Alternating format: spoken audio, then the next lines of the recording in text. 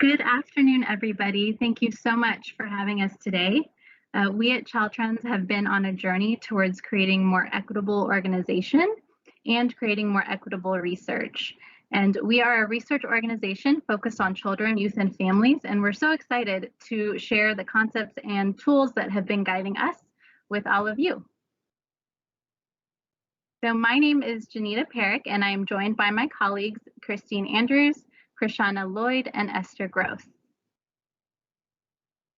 So today we will first present our guidance for advancing racial equity in research and talk about some of the implications for engaging communities.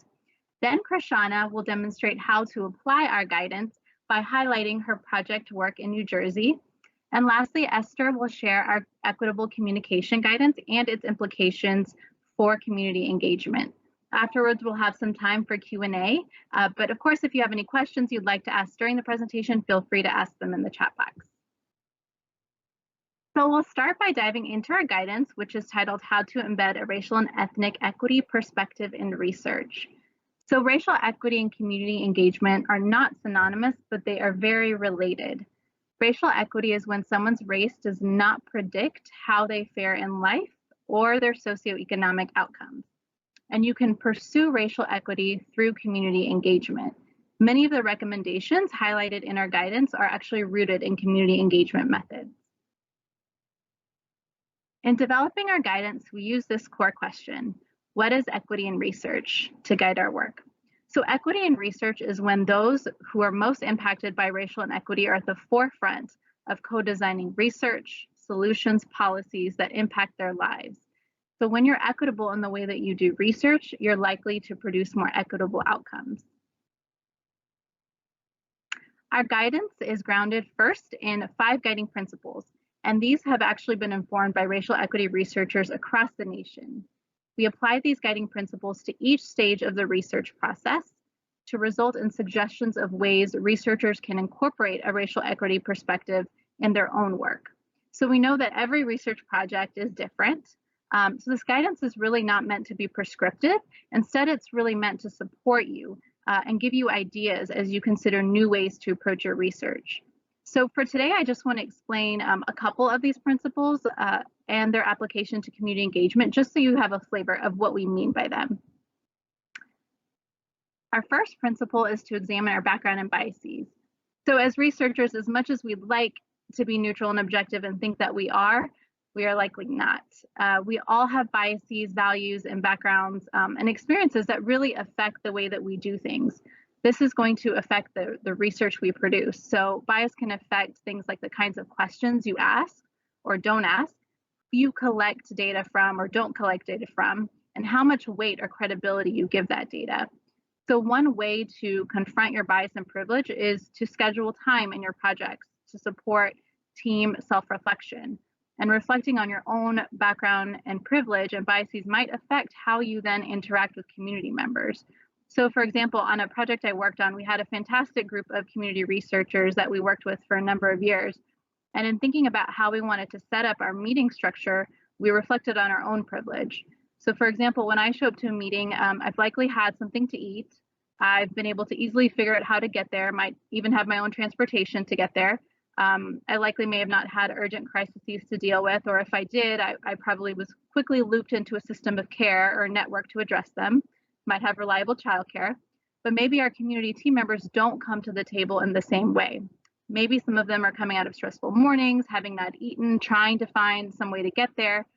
So instead of getting right to business and focusing on our own research goals, we actually spent the first hour of every meeting having a check-in with everybody with food on the table.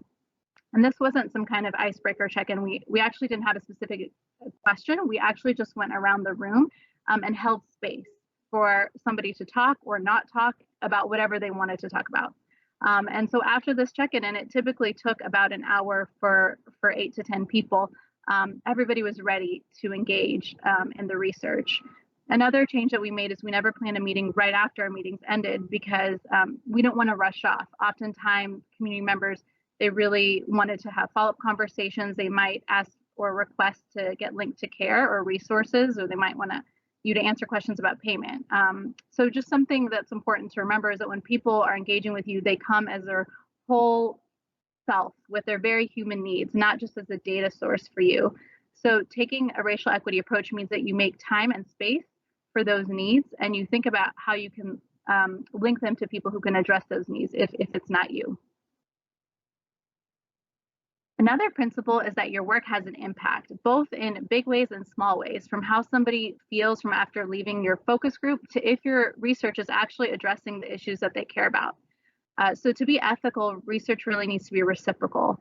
In terms of thinking about impact, find out what communities want in return for their contribution. A practical tip is to simply ask communities what would be helpful for them. I know this sounds simple and it sounds like common sense, but as simple as it is, think about how many times it's been done in your work or in work of others. It's often not done as standard practice because as researchers, our impact is often measured by peer-reviewed publications, huge reports, winning proposals, presentations to funders. So that's what we do, right? But what is actually helpful to the community you are working with? It's probably not going to be those things I listed. So for example, community members might want you to present this data at a town hall or school board meeting to help support a policy change they're advocating for. Or they might want to build their capacity as researchers. They might want to be co-PI and paid appropriately. So think about impact beyond answering your own specific research questions and your own research agenda, and more about what is meaningful impact for those who are giving you data about themselves. So these are just two of the guiding principles that we have. You're welcome to read about the other ones in our guidance. So now I will pass it off to Kristine, who's going to talk about how we apply these guiding principles to each of these 5 stages of the research process, and she'll take a deeper dive into one of them. Good afternoon. So I want to quickly introduce you to the guidance tool. It is intentionally organized by each of these 5 research stages so that no matter what stage of a study you're currently in, you can pick it up and immediately navigate to what is relevant to you. So next slide, please. So I want, so for each stage of the research process, the guidance has 3 subsections. First is a narrative section that explains the principles relevant for that section. Next is, on the next slide, is the questions to ask yourself. So if you are at a particular stage of the research process, what are some of the things I should be thinking about? What are some of the questions I should be asking myself with some intentionality? And third, on the tool is the toolkit section of the guide. And this is meant to be your key takeaways. So if you didn't read through the narrative and maybe you just did a quick go at, but didn't read through all of the questions to ask yourself, this is meant to be the summary and the key nuggets to hold on to from that section. So it's kind of like a quick cheat sheet. So I want to dive into just one of the research stages to give you some example of what you might find in the guidance. So before we go into our project example, I want to share a few practical tips that really operationalize for you what we mean by embedding racial equity in the data collection stage. And again, this is the type of guidance you'll find in the tool I just described. So the data collection stage, one question you want to ask yourself is, do you have a diverse research team? Immediately, you may think diversity as race and ethnicity and gender. And while that is important, we also want you to consider having a diversity of backgrounds or lived experience on your team. So that means people who have actually been involved with the juvenile justice system, if your study involves youth involved in the justice system, or your team includes people who have actually experienced poverty or were involved in the child welfare system or any other life experience that brings relevant context to the priority population in your study. These diverse voices really contribute to perhaps asking different questions or probing further on some more context that maybe you might not think of if you were in a room that wasn't intentional about diversity on the research team. And where that's not possible to build a diverse team within your workplace, a practical tip is to hire consultants, not just one, but that is one way to bring diversity to your research team. Say if you're an independent evaluator or you're working with just a non-diverse team. Second, has your research team been trained to collect credible data? Being aware that we bring our own bias into how we collect data, have you really trained your research team to collect data accurately? And this could be via self-reflection, and training, but you want your data collection team to challenge assumptions, both their own and the assumptions that are baked into policies and systems. And when they're in the field collecting data, make sure they're looking out for those verbal and nonverbal cues and taking notes of changes in body language. So often these nuances can be interpreted with bias. So the practical tip here is to be sure that you spend the time to select and train your data collectors on how their bias can influence data collection. And lastly, how will you address inherent power differentials? By power differentials, I'm thinking about the explicit or sometimes implicit power that we hold as researchers and how that's perceived by the community we may be engaging. So first, just be transparent about your role. Acknowledge that you may be viewed as having power and they may feel like they hold less power. Not that that's necessarily true, right? But you can address this head on by being as transparent as you can about your role, about their role, and especially the value that they bring, and also about what happens with the data being collected. Where is it stored? Who sees it? What happens with it after the study? Another way you can think about using the power that you hold as a researcher responsibly is that you can be an advocate for research participants to be involved in how data is used and interpreted. You can make sure that they're helping with making sense of the data that's been collected. So my tip for this one is just to not avoid the fact that power dynamics will be present as you engage communities. So be ready to address it and come to some agreements on how to handle that together. So I'll turn it over to Chrishana for a project example.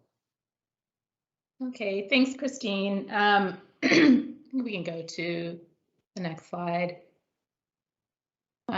So I'm going to talk about the data collection process to really dovetail on what Kristine shared, and I'll talk specifically about a project that I'm working on in New Jersey, in Newark.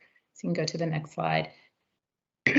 So the project is called the South Ward Promise Neighborhood. It is a promise neighborhood funded by the Department of Education. And while I'm using this particular project as a frame, when possible and if time permits, I'm definitely happy to share learnings from other work that I'm currently conducting, as well as projects that I've completed.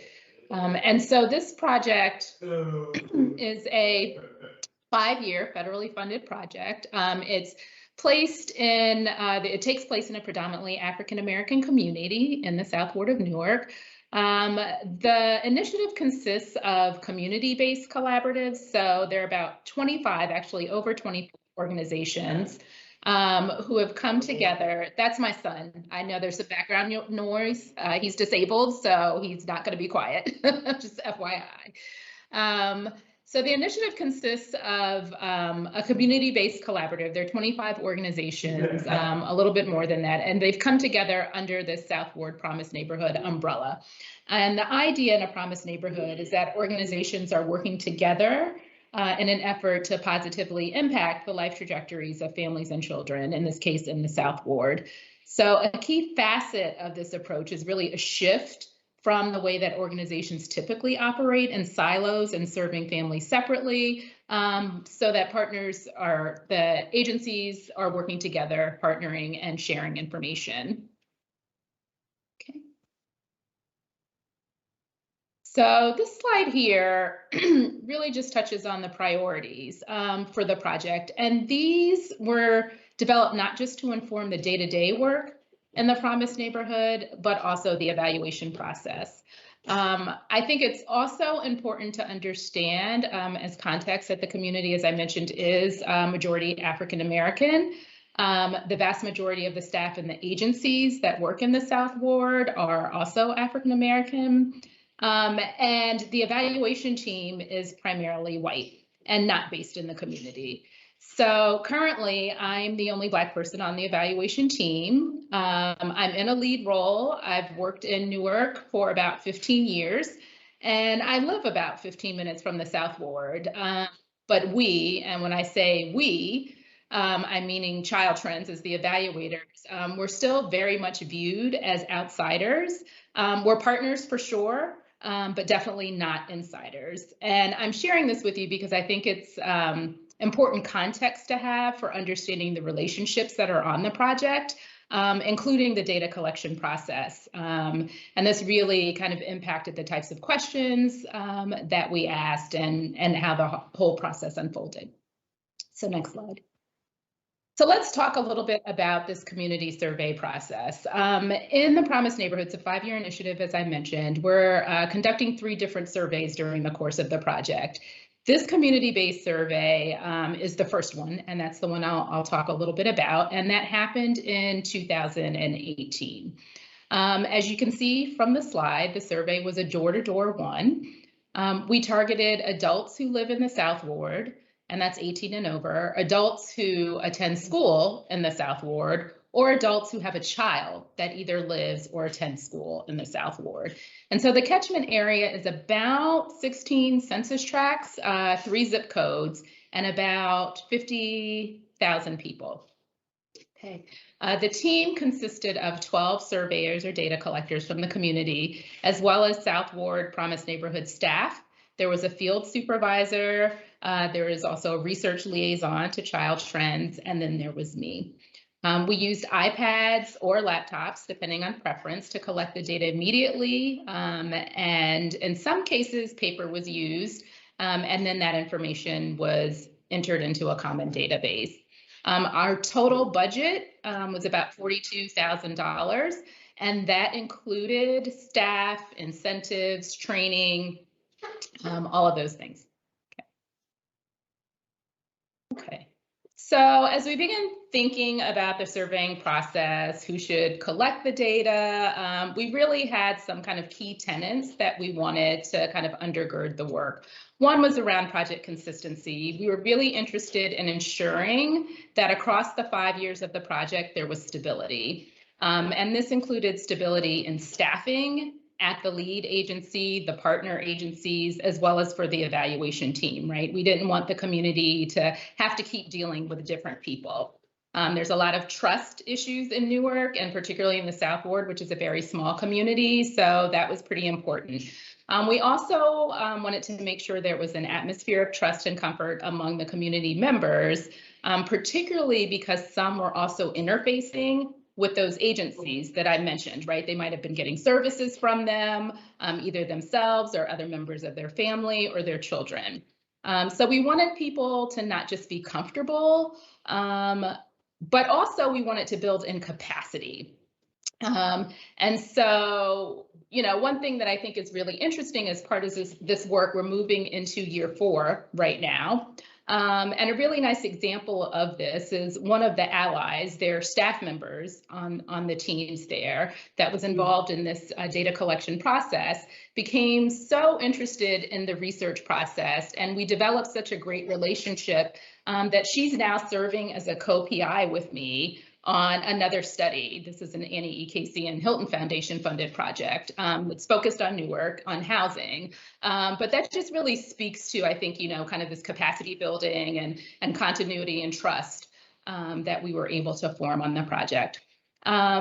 We also wanted, just in general, right, the data collectors to feel like they were key members of the evaluation team. And so we constantly communicated how critical they were to the success of the data collection process, but also the overall initiative and the evaluation more generally.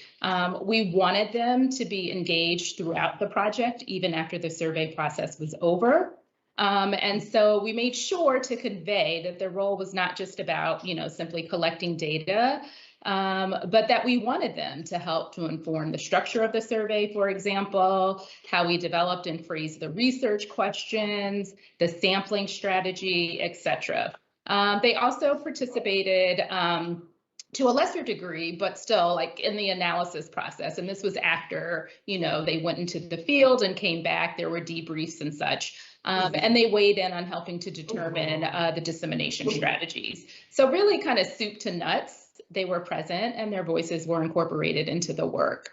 And then also importantly, we wanted to recognize how much knowledge they had about the community. So we made sure to ensure that there was fair compensation for their work, and we didn't take their knowledge for granted. We didn't have knowledge of the community, and what they knew had been developed over many, many years. So we were happy to pay for that expertise and that skill set. Okay, next. So in terms of recruitment, we were intentional about the process that we used to recruit and identify the surveyors. That mostly was kind of snowball sampling. So we focused on already existing community relationships and linkages. And as Kristine mentioned, when she spoke, we made sure to be mindful about including a range of ages, genders, family composition types, education levels, and so on. And so we wanted, and we really did get a wide range of community representation, which we felt was critically important for holding our feet to the fire and making sure that we were illuminating all voices. I should also note too that there were some differentials in power, and I think, you know, Kristine and Jenita talked about that a little bit. And so, for example, you had the community surveyors who I mentioned who may have actually been getting services from some of the agencies. So that, you know, created not just a power differential, and there was, you know, obviously the researchers there too, but also in the field, many of the people that they connected with, they knew, right? Because they lived in the community. And so there were these, you know, kind of mixed and close relationships that to some degree, I think impacted the way that, or their comfort level with asking particular questions. So that was a little tricky. Okay, next. Okay, so to engage in the data collection process, we knew it was important to build in time for relationship building. And we did that formally and informally with the evaluation team and with the new hires. And so this we thought was really important. And the premise was not just relationship building, but again, creating the trust and having the flexibility needed to address complex issues, because we knew they would occur. We had a training and we had pre-fielding meetings, and those happened over meals, and that helped us to get to know each other. Jenita talked about that a little bit. It also helped us to identify team leads. So if you're kind of out in the field and you needed to run something by a person, and we wanted to make sure those were community-based people too, not just South Ward staff or not just the research people. And we also engaged in questions during these meetings. What would it feel like to be in a community that's thriving? What would it feel like for all community members to experience equity, belonging, wellness? How might your perspective affect the way that you approach the data collection process, right? So these were, you know, kind of informal, but really informative questions that we asked. We also anticipated that the IRB requirements might be off-putting to some, and that might be a challenge for people to engage in that process. And so we offered a few options for the IRB course because folks needed to be certified. They could complete a course online that was made available at no cost. And that was the CITI course, the Collaborative Institutional Training Initiative, which I think most people are familiar with if you're a researcher. Or they could provide proof of completion for a similar approved course if they wanted. The CITI online course required a computer. It took a lot of hours to complete, and it was burdensome, we heard from some of the surveyors. And there was also some challenges just with like the legalese type language and literacy. And so we also offered an option that we got approved through the Child Trends IRB, which was an alternate training, and that was in person. It was a PowerPoint presentation presented by the South Ward Promise Neighborhood Director of Evaluation, and me, as the Child Trends External Evaluator, and that was followed by a brief exam. And what was great about that, it wasn't just the exam process, but we got to talk through and walk through the questions and the answers and why they were important, and talk to people and explain if there were questions that they got wrong. We did technology training on an ongoing basis with off-hour support. And we had dry runs for the surveying process and how to use the sampling frame. And we also, as I mentioned before, debrief questions. One that came up that we heard a lot of discomfort around was the questions that we had in the survey around mental health and people not being comfortable asking them. And then also, kind of worried about the after effects if there was somebody in the community who shared information that they then knew, kind of what do you do with that? So that one was a little tricky. Next. Okay. So as the data collection process unfolded, people's roles and processes gradually evolved, and it really became clear to us how each person's expertise could contribute best to the project. But we did have to, at times clarify, processes, methods of communication, the project needs. Some of the surveyors had differing expectations and different levels of comfort with the survey process. The door-to-door process, or even some of the questions, which I mentioned around the mental health one in particular.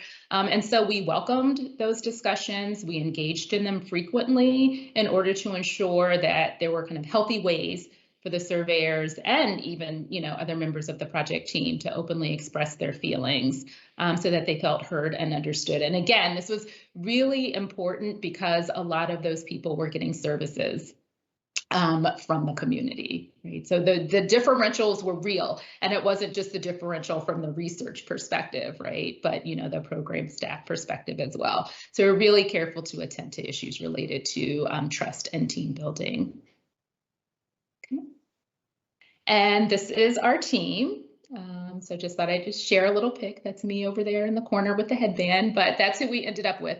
A great group of people. You can see we had a wide range of ages, genders, life experiences, folks with children, folks who didn't have children, sexual orientation. I mean, we really, were able to kind of get the gambit, and that did inform how we moved forward with the survey questions and the analysis process, which is a whole nother conversation. And thank you. I'll pass it to Esther. Thanks, Chrishana. So now I am going to be chatting with you about the dissemination stage. Now, in particular, I love talking about communication and language because it's a place where we can all get started today. I think of it as a reminder that no matter where you are in the research process, it is never too late to get started. Equitable communication and community engagement are interdependent.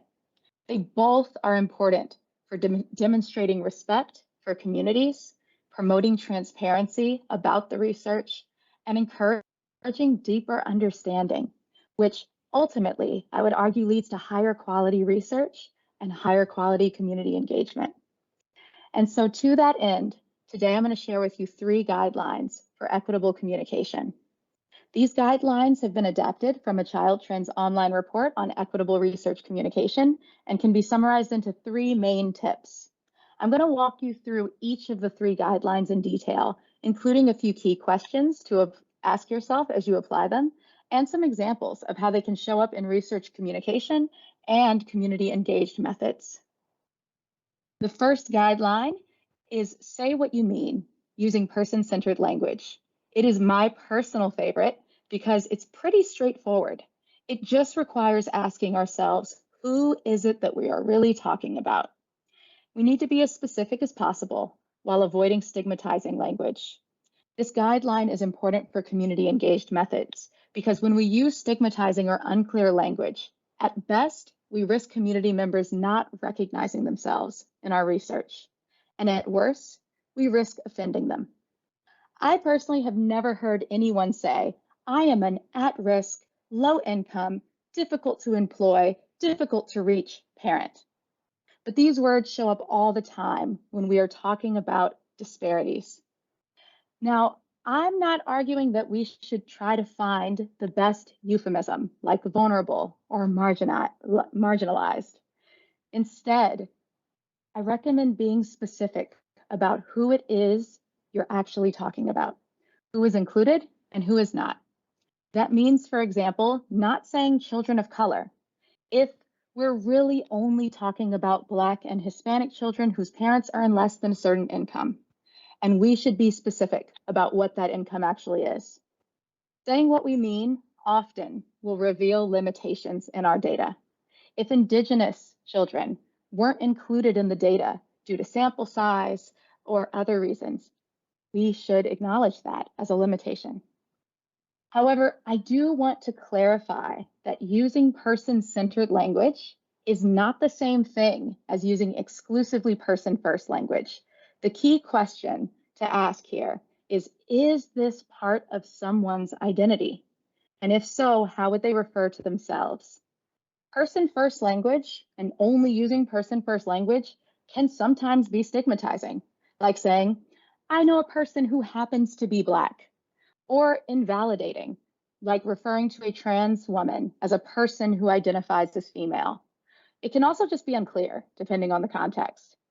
Some communities strongly prefer identity-first language, and this is pretty common in disabled communities. Someone might say, I am using disabled as a verb. I am being actively disabled by my society, while other people might say, I prefer the term person with a disability. Communities are diverse, and often not everyone's going to agree on the same term, and that is okay. We can use more than one term. For example, we can say this meeting is for disabled people and people with disabilities, and explain why it is that we chose that language. What this all really boils down to, though, is call people what they want to be called. And this is where equitable communication really depends on community engagement.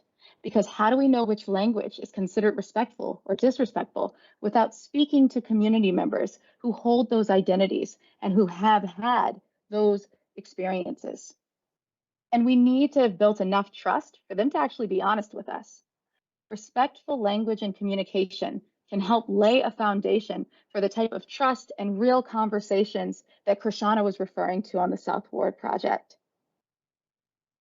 Our second guideline is do not center one type of person as the norm. And if you are able to look at the guidance document that Kristine and Jenita referred to earlier, you'll see that they mention this guideline in slightly different language as well. Since it's focused on racial and ethnic equity, they say do not center whiteness as the norm or default standard position. So what I mean by do not center one type of person as the norm is that if you've lived in the United States for long enough, you have probably learned that there is a finger quote normal type of person who lives in the US. Sometimes I will ask people to tell me one characteristic about this guy, because let's be honest, he is a cisgender man. I have also heard from folk that he is white, Christian, heterosexual, he's married, he's got 2.5 kids, he speaks English, he does not have a disability, he owns a house, and people tell me that he owns a dog. But the jury's still out on whether the dog is a Labradoodle or a Golden Retriever. But aside from that, there's almost complete agreement.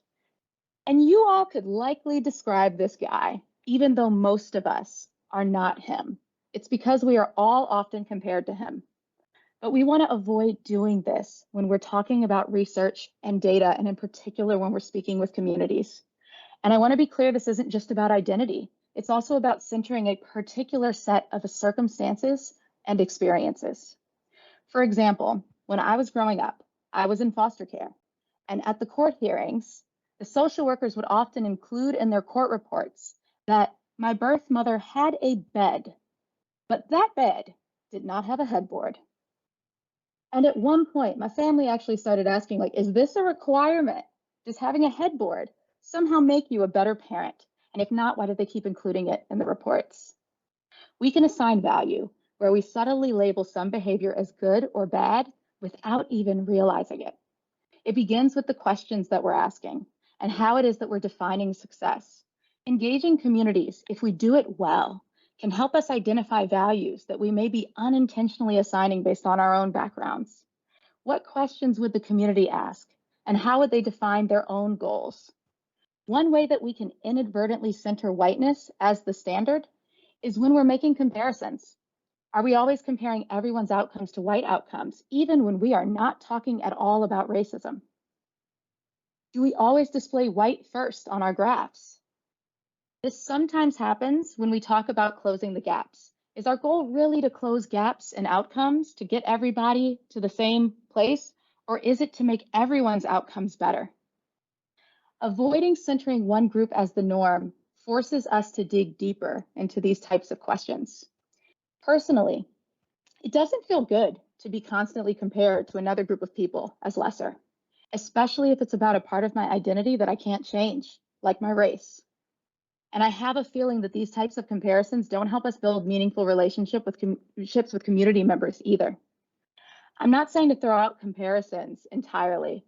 In fact, comparisons are really important for helping us document disparities. We just need to be thoughtful about how we use comparisons and how we frame them. Sometimes even the way we say a comparison centers one group as the norm. I rarely hear people say, so there are humans, and then there are women. But I do hear people compare children and children of color, disabled children and their peers. There are white children and children of color, non-disabled children and their disabled peers.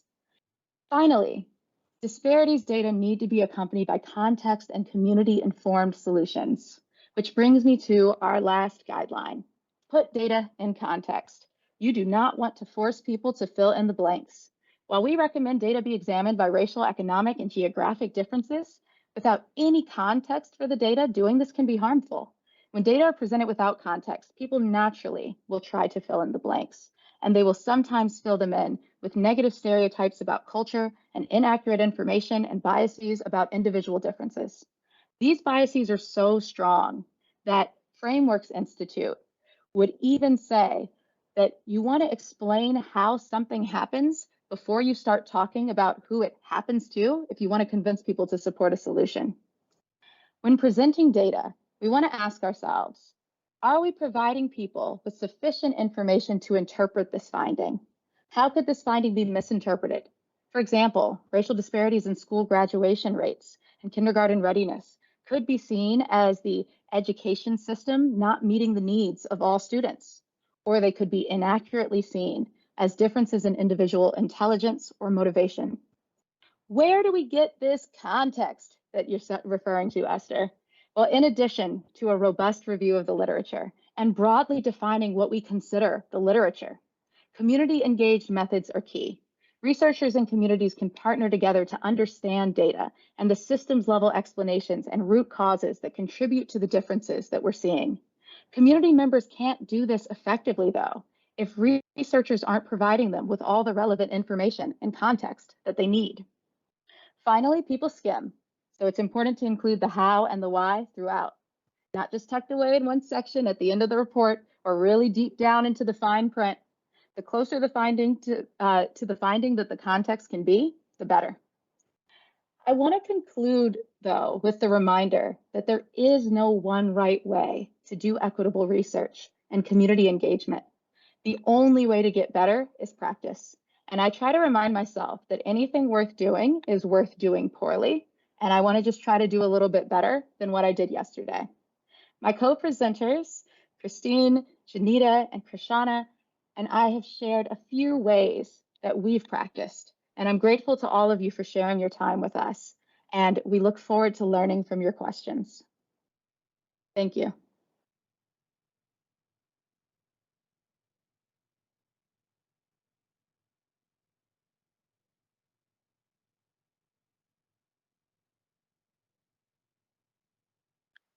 And with that, a really heartfelt thank you to our final speakers from Child Trends.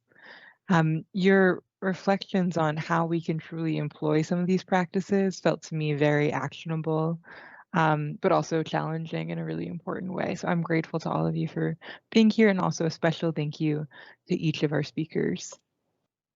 During the past 2 days, we engaged in a thoughtful and detailed exploration of community engagement in research and evaluation. We heard from researchers in the field, we heard from funders, and we heard from members of communities that have engaged in research and evaluation. Before we officially close this year's meeting, we have one final request of you. The OPRE Methods team developed a brief survey to collect your feedback on this year's meeting. The meeting planning team values your input, and we will use your comments when planning future methods meetings. We look closely at your responses to make changes for future years, and we do respond to them, whether that's limiting the length of each session or picking next year's meeting topic based on your suggestions. The survey will only take a few minutes to complete. We have shared the link to the survey in the chat, and we will be emailing it to all participants this evening. With that, we will officially close the 2021 OPRE Methods Meeting. I would like to extend another round of thanks to our presenters and panelists who led us in our exploration of community engaged methods. Finally, thanks to all of you for attending this year's methods meeting and actively participating in our discussions these past 2 days. Your questions and contributions are part of what makes this event so exciting. We hope to see you at next year's OPRE Methods Meeting.